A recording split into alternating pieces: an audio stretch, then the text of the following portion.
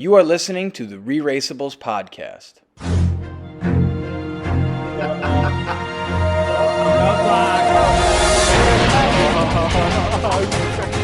Give you a nice little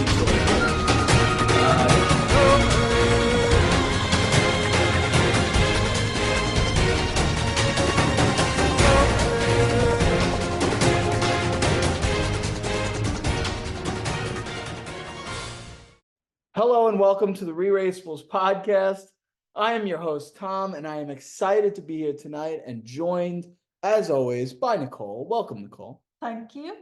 We're in season 36, episode 7, and to begin, we start with group 1, leaving at 7:45, and that was Ricky and Cesar and Juan and Shane. And I want to start with, each episode they begin, they rip open the first clue and they have to drive somewhere and it's a group start, and we've covered that on the podcast already, but Hate it. yeah. So each episode we kind of started by getting a little bit of a perspective, and I kind of wanted to go through some of the perspectives here to start. So we have Ricky and Cesar. I want to start there. They've come into this leg with a second place, first, and a second place. And Ricky tells us that they're feeling a sense of calm. Is there ever actually a sense of calm in The Amazing Race? Is that possible? Perhaps if you're feeling as cocky as Ricky and Cesar are, then yes. And you know what? They should feel that way. Although I don't know that I would ever reach a feeling of calm if I was on The Amazing Race. But I can see why they'd say that. When you finish in the top 2 in literally every leg of the race, 6 legs in, you can't help but feel a sense of calm and feel a sense of confidence. Yeah. And, once, okay, can't really make much of that. Twice, we saw what happened to the Jocelyn and Victors. Shout out to them. But 6 times is not a coincidence. No. And I feel like that is, not only is Ricky feeling calm, but as the audience, we're feeling calm and confident in them to continue to be successful and be right there at the top. They're just better than everyone. Next group was Juan and Shane, which if Ricky and Cesar are feeling a sense of calm, we thought we would get the same thing from Juan and Shane, who put up their first place in the previous episode. But instead, we learned quickly that this leg is going to be really different for them. Poor Juan had a rough night the night before dealing with food poisoning. Now, I feel like this is something that would happen to me if I were on Amazing Race. Yes. And I feel really bad because these things happen, especially if you are in a foreign country where you're eating food and digesting water that you don't typically ingest, and you don't know how your body's always going to react. And even if you are in your own country, sometimes food poisoning just happens, or stomach viruses just happen. The Amazing Race stops for no one, and I really admire his ability to put that aside, put his horrendous stomach aside, and persevere. And you got to think, like, at this point in the race, they've been going for 6 legs, maybe, I don't know, when in actual race time, I'd assume that's maybe near 2 weeks. And they're constantly on the run. They're run down. Probably stress, anxiety is at a huge elevated rate. And they get their first place, and now they're dealing with this. And it's just another obstacle that's in their way. And they're literally trying to keep up with the best team. And you could just see the look on Juan's face when he's telling the camera and the audience at home that this is what they're dealing with. And all Shane can do is just kind of nod and like pound his fist into his other hand and be like, all right, we got a challenge today.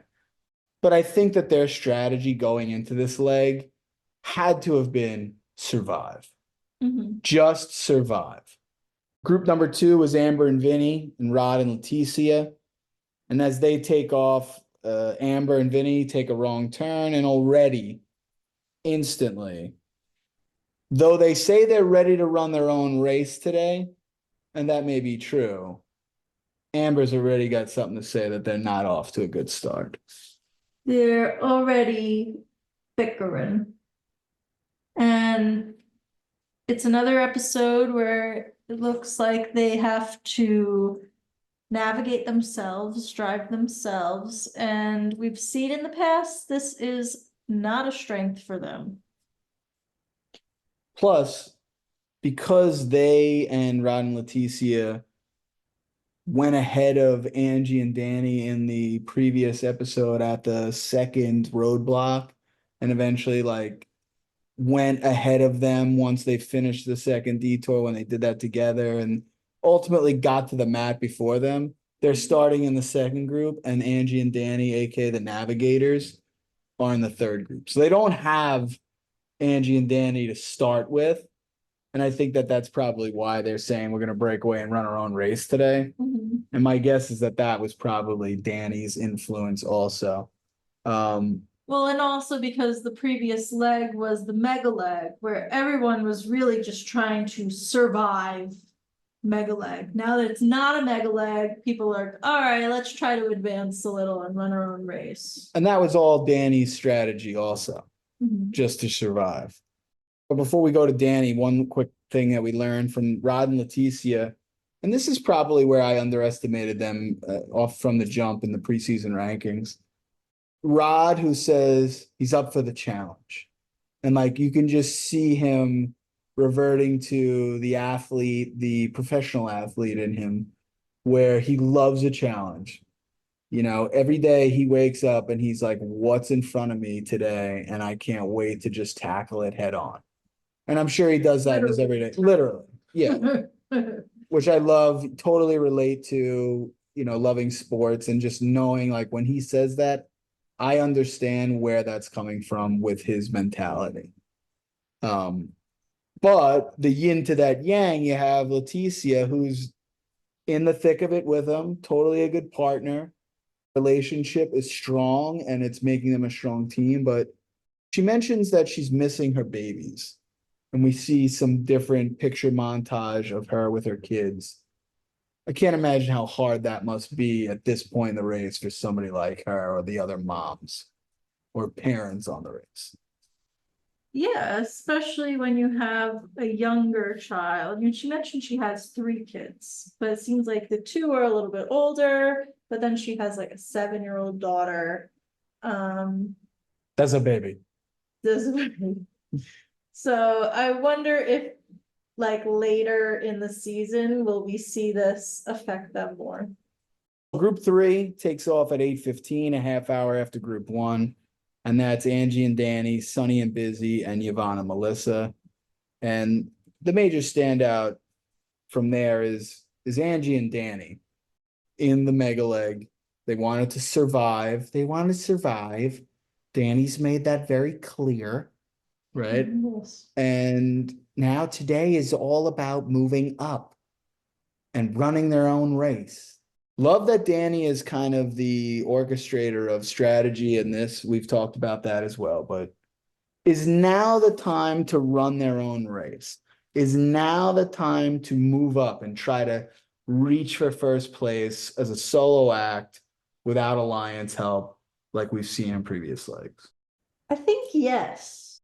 In order to really be successful in this race, you have to be able to be good on your own and know your strengths, know your weaknesses, and be able to really make some moves to pass people.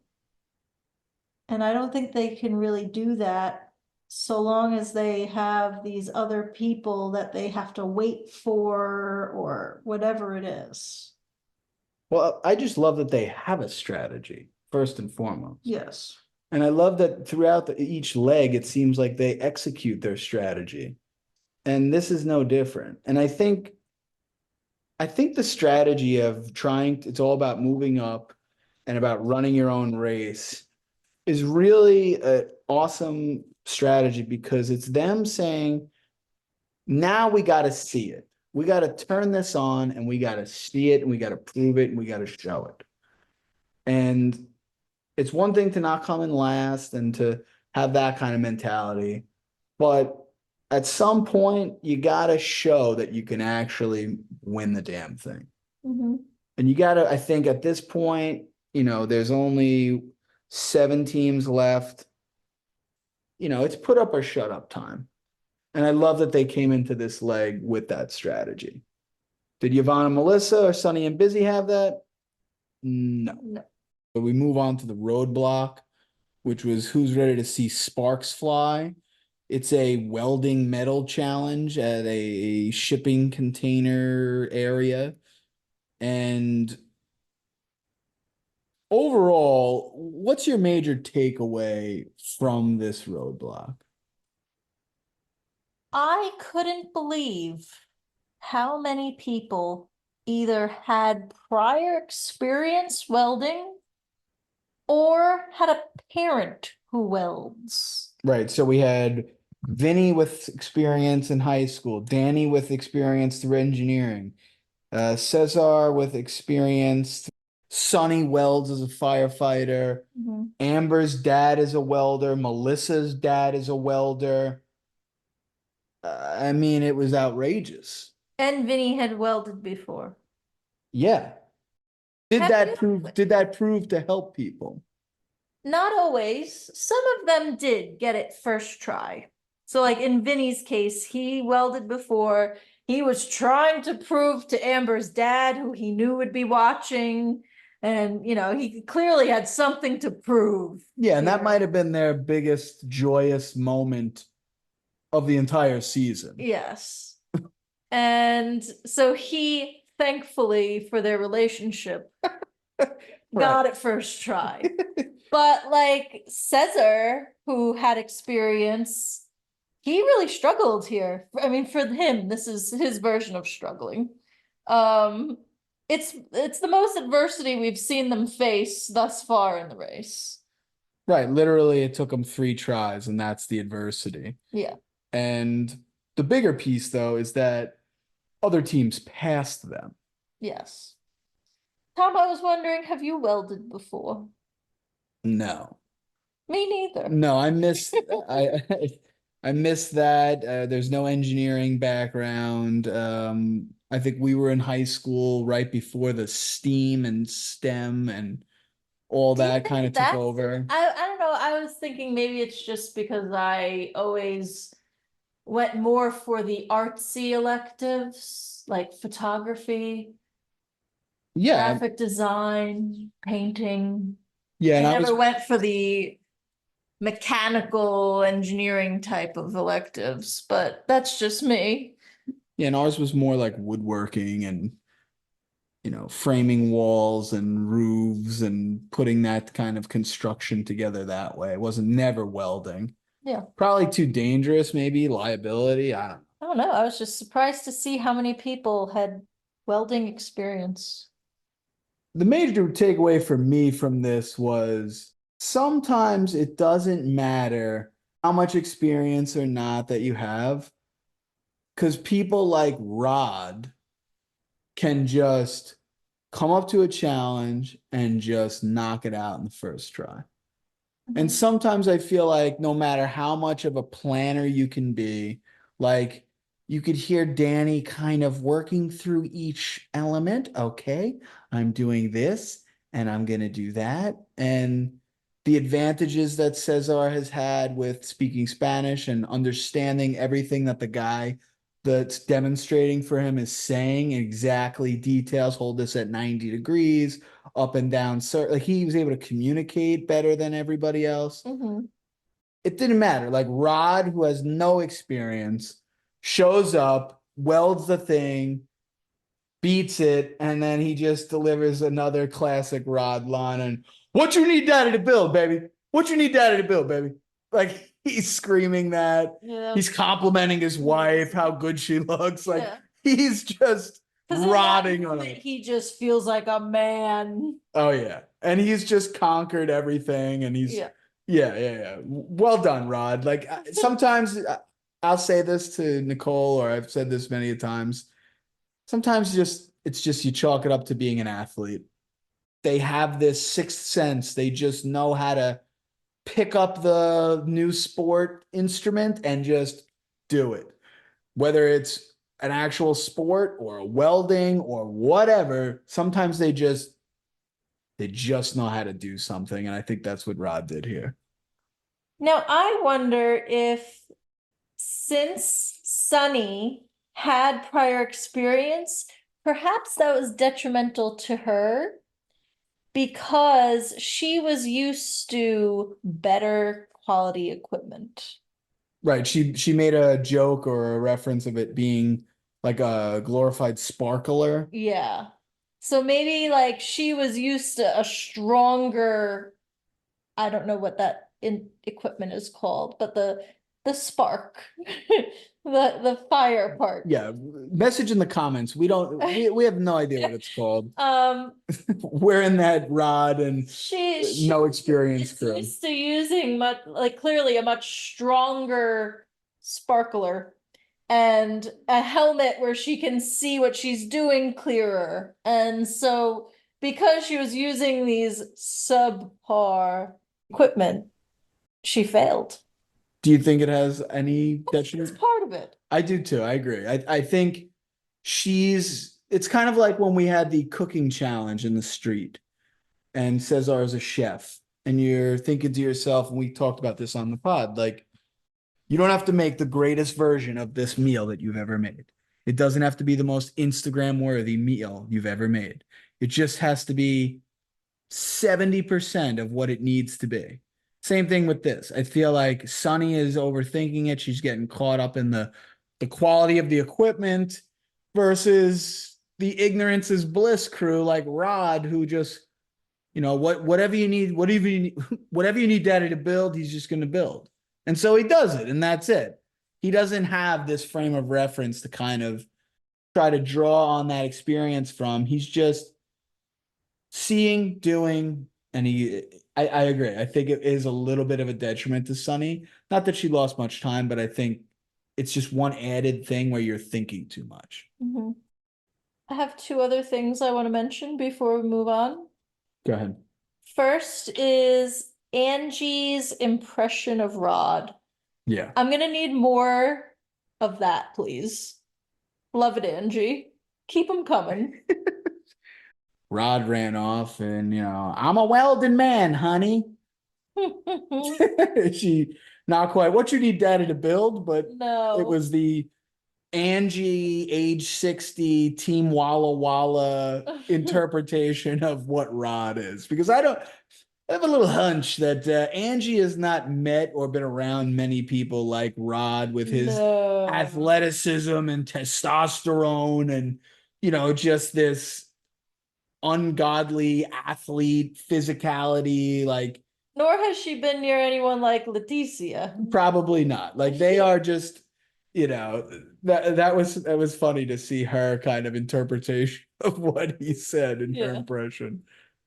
What did you think of the expert?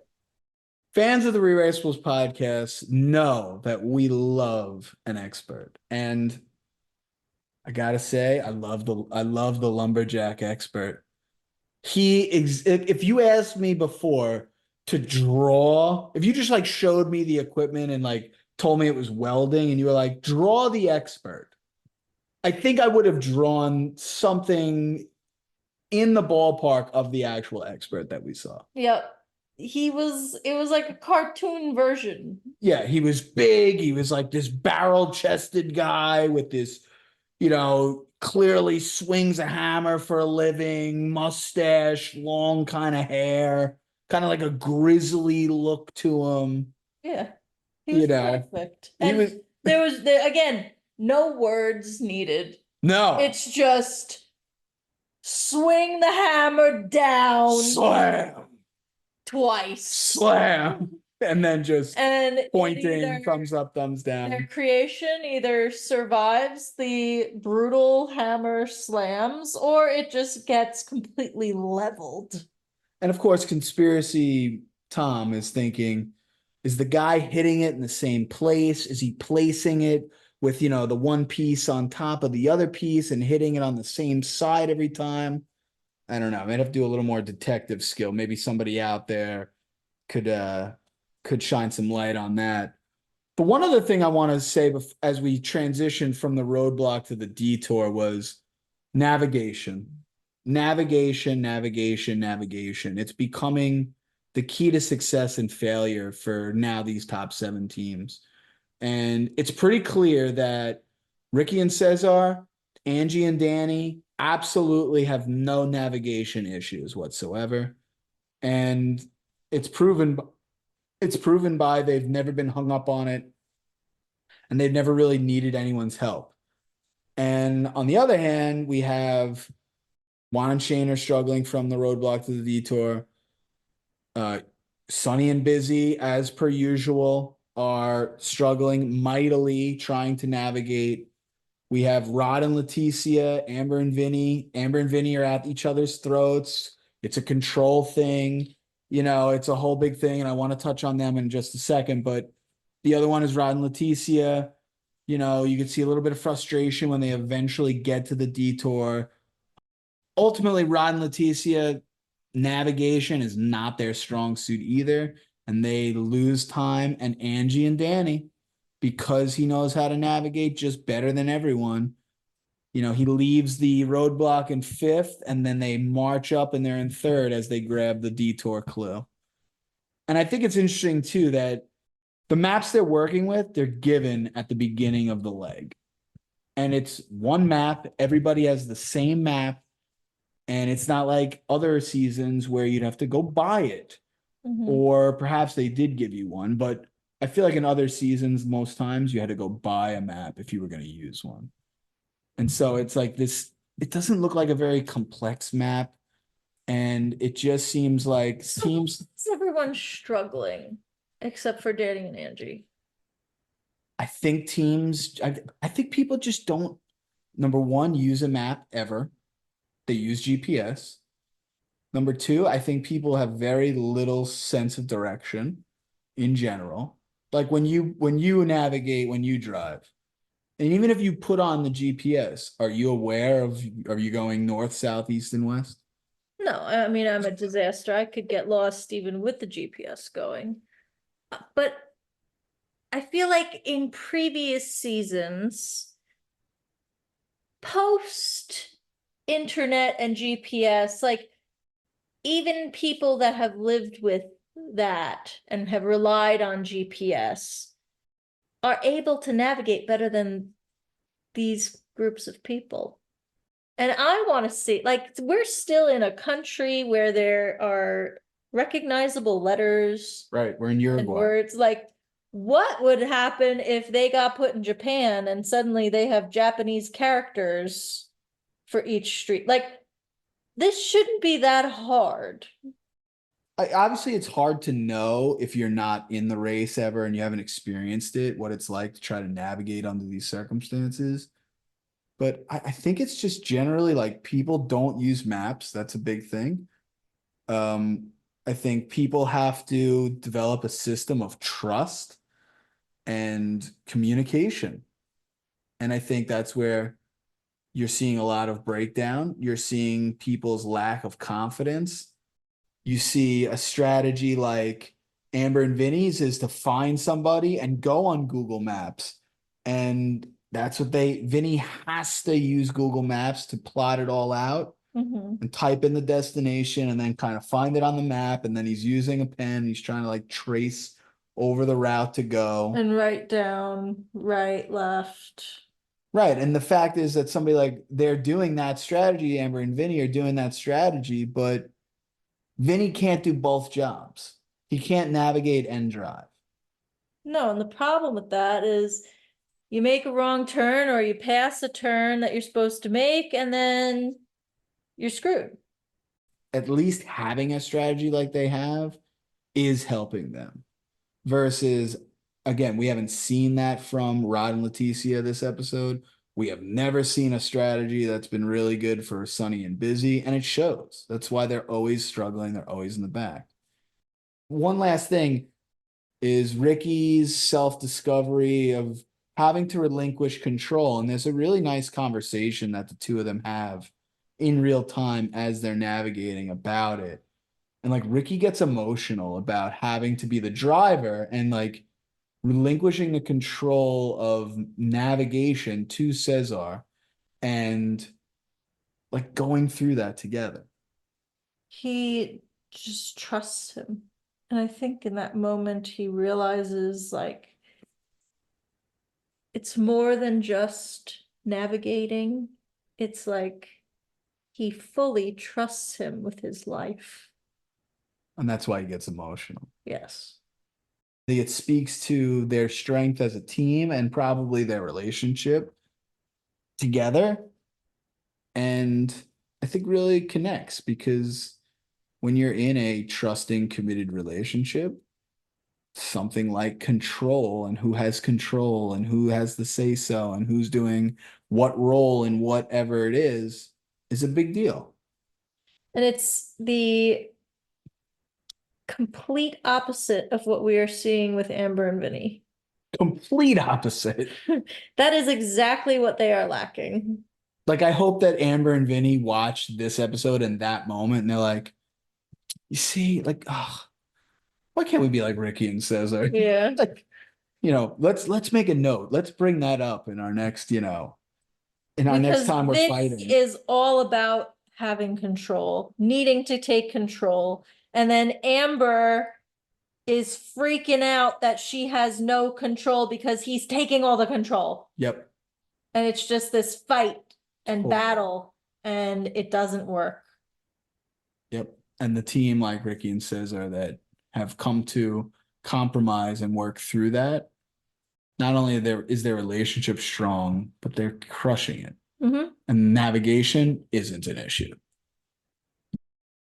Okay, so moving on to the detour, we had the two options, Condobe, which was the drums, the music, the rhythm, beats, and the marching. And then we had the Murga, which was the Spanish song, dance, and acting, singing, dancing combination. Was there a clear standout for you, Nicole, that was the better choice? I think the drums were easier. You do? I do. Wow, okay, I disagree. I thought that the singing was, but go ahead. Really? Why did you think the drums and everything was? Well, based on Ricky and Cesar and their attempts at the singing, like we have a trained singer here. I know, Ricky. Like these guys, everything is just they've got experience. It's just like right in their wheelhouse. Yeah. And so, Easy. like looking at their first performance, that was pretty good. En el barrio. Yeah. So I was kind of impressed by Yeah, their first performance, and they Right. got a big no. Yeah, that was really funny. And I was kind of happy that they got a no. Me too. As much as I'm rooting for them to do well, and this is like it was hilarious to see them because it really felt like they were about to just continue their reign of supremacy. Right. And it was just like, wah, wah. And like you could tell they thought they nailed it. Oh yeah. And then 100 it out was of 100. like, yeah, no, do it again. If a trained Ricky couldn't get it, then like it must have been hard.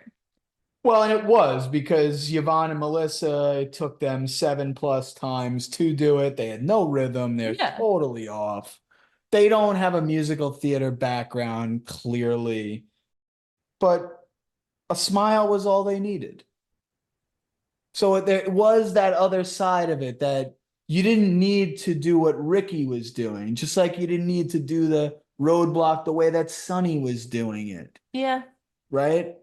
So that was kind of why I thought that the music, the singing one was easier because as long as you do enough to pass, just like Joel and Garrett at the eventually passing the Irish step dancing. So why did you think that one was easier? Because you just had to focus on your own short beat that you repeat over and over again. You didn't have to memorize lyrics in another language. True. It was just like 1, 2, 3, 1, 2, 3, 1, 2, 3, 1, 2, 3, and that's it. As long as you could block out everyone else's beats going on and you could just focus in on your little 1, 2, 3, 1, 2, 3, 1, 2. That's it. That's all you had to do. Next up is the pit stop, and no surprise here. Team number 1 for the 4th time is Ricky and Cesar. They're just racking up the Expedia points here. Yeah, they went a 5-night trip to Paris, France, wine tasting, bike tours. Not only are they second, first, second, first through 7 legs, but they've also won 4 different prizes to this point, and clearly are the number 1 team in the race. We've talked about it, but they are clearly the number 1. Very clear. Yes. The number 2 team, which was Team Walla Walla, Angie and Danny, who, if we remember back, said it was moving up day. And they were going to run their own race, and they wanted to prove it to themselves that they could move up past teams and just make it about themselves today and not have an alliance and not rely on others. And they totally proved that. I think up until this moment, Angie didn't really believe that they could actually have a chance to win Totally. this game. And suddenly she sees, wow, we were seconds away from actually beating the unbeatable Ricky and Cesar. And so she finally realizes, wow, maybe we actually could have a shot. Running your own race has to happen. And at some point, you got to see it. You got to prove it to yourself, right? You don't have to come in first every single leg, but at some point you got to set that goal and show yourself that you're capable of making it happen. And I think this is that for them. And to your point, totally. They believe now that they can win, and Angie's on board with that idea. It's no more surviving. Now it's winning. I do think Danny always believed it. I did. I don't think Danny needed this to believe that. I think he's always felt that way. Yes, I've just been so incredibly proud of my mother. So in 3rd place, we had Rod and Leticia. 4th, Amber and Vinny. 5th, Yvonne and Melissa. 6th, Juan and Shane. And they'll bounce back next episode. I believe that. It's going to be tough, though, because there's only 6 teams left. There's one team, arguably, that's the weakest, which we've kind of documented here with Yvonne and Melissa.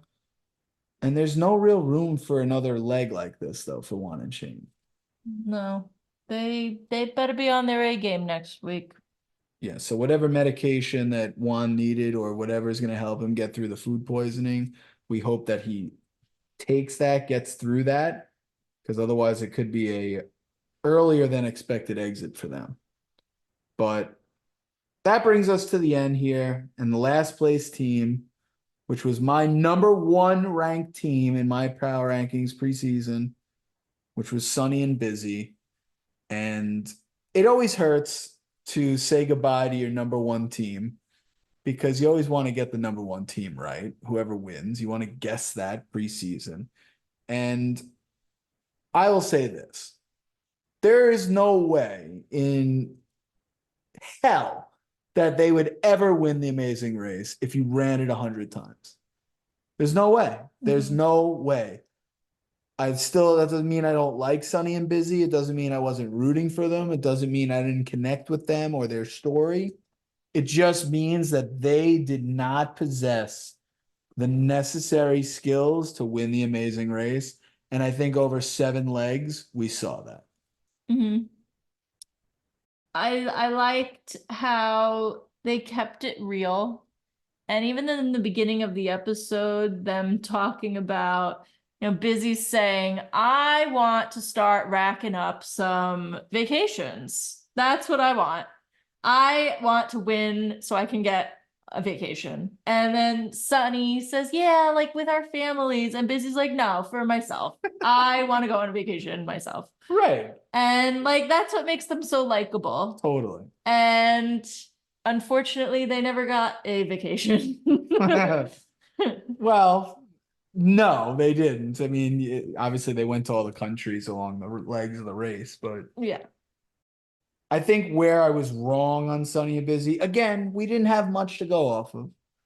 First off, I'm thinking Wisconsin. I'm not thinking that they're from some major city like Milwaukee. No, they're pronouncing Montevideo as Montevideo. Yeah. Yeah. So like But they were self-aware. totally, which again makes But that you didn't like stop them from calling it Montevideo. right.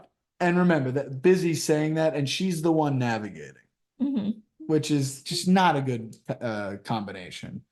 Which brings me to my second part, which is I hope that neither of them are the ones navigating to the fires that they're supposed to be putting out. Oh God, very good point. Like I pray that neither of them are responsible for driving the fire truck to the site of the fire. Very true. Because the damage that will happen will be far greater if that's the case, even though they could probably use navigation tools like GPS and the siren to literally get everyone out of the way. So that's number two. And the last thing is I think I wanted to be right about the all-female team that's going to win. Right? I know there's only been a small handful of all-female teams to win the Amazing Race in the 35 seasons. And once I learned that they weren't as great of friends as you may have thought, I think that was kind of the first indication. And then watching them navigate was the knockout punch that really put them out of contention to ever be able to win. Correct. They're just not quite as well-rounded as someone like a Ricky and Cesar, who just so happened to have all of the most niche skills. Welding, musical theater, chef, right? Reality TV experience, speak Spanish, right? Come on, it's like it's tailored. The comparison of the two. What don't you do? Yeah, you said it at one point this episode. Yeah. Before we cross the finish line, first the power rankings update. We cross off Sunny and Bizzy, which is mine and Josh's number one team, which only takes off 1 point, but also crushes our dreams of getting the number one team, the winning team, correct. And Nicole had Sunny and Bizzy at number 6, so she almost nails exactly their final placing in the standings. But still, after 7 episodes, Josh is way out in first with a low score of 29. Nicole has leapfrogged me into second place with a score of 40. And I am third, closely behind Nicole with 42. It hurts to always have your number one team crossed off. And now all 3 of us actually have our number one teams crossed off, leaving it a race for whoever's second place team will be best, which is Nicole and Josh have Amber and Vinny, and I got Juan and Shane. All right, it's time to cross the finish line. I am very interested to see the next episode, where in the coming attractions we see that Danny and Angie have lost their crew. I don't know that we've watched a season where that's happened, right, Tom? No. So I'm curious, like, how does the show handle that? What kind of penalty is put in place when you lose your crew? And like, how much of that was their fault? And how much of that it was like unavoidable? And of course, we're assuming that's their camera crew. Yes. And not some other piece of a challenge. Right.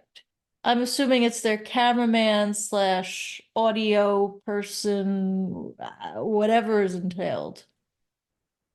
So a little behind the scenes about the show. Yeah, Yeah. that'll be good.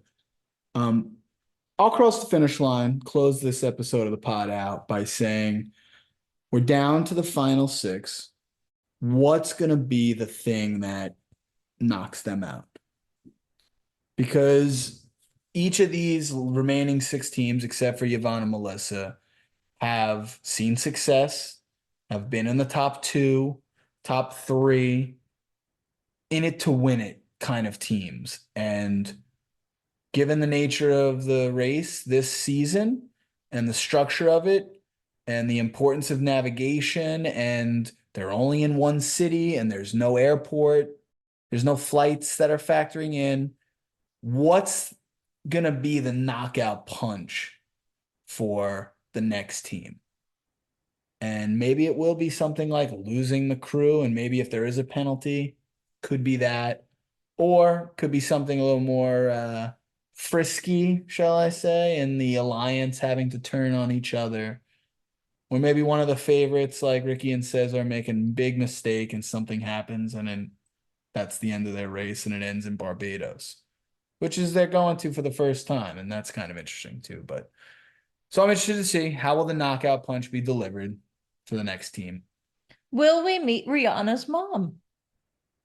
I don't know, but we are likely to see her childhood home, which is definitely kind of interesting in a very current modern pop culture sense. Although Angie didn't seem to know much about it. She wouldn't. No. But that will do it for the podcast.